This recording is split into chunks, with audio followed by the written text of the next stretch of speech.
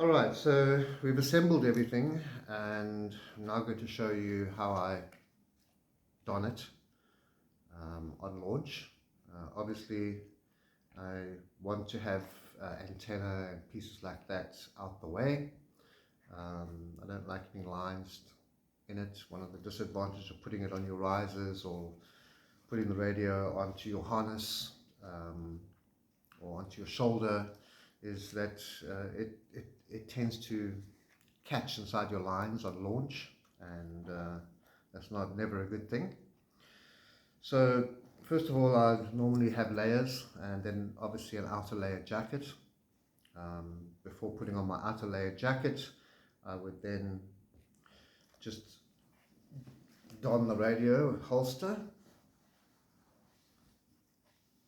which clicks in quite quickly and positions the radio exactly where I want it.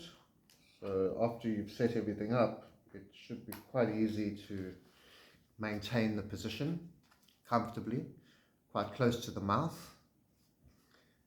And I'm wearing it to my right to give a bit more space and get the antenna just further away from my mouth. And now for the PTT switch, quite easily just going to put the PTT switch in my hand, where the cushion of my thumb is going to be used to actually press. So I'm going to just position the switch inward towards my thumb, and then I'm just going to loosely fix this around my wrist. It doesn't have to be too tight.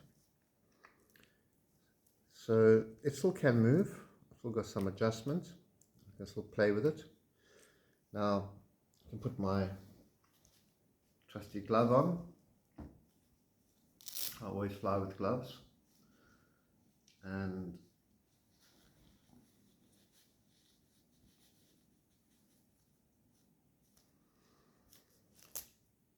keeps my hands warm, protects them from rope burn or line burn. And there inside is the PTT switch. Now I can move it slightly in towards my thumb, and if I do that, it actually gets into the crease of my hand, and with very little effort I'm able to depress the PTT switch. And then because this is going to be running down my sleeve, I can leave it there, and I will then put on my jacket.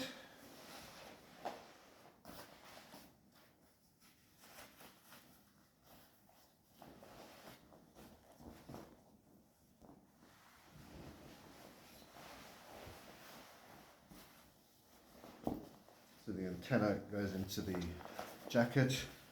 I'm able to switch it on. And if I want to access it during flight, I could. Zip up, nice and warm. And now I'm set to go. Very simple. I don't have to feel for the PTT. It's right here in my hand.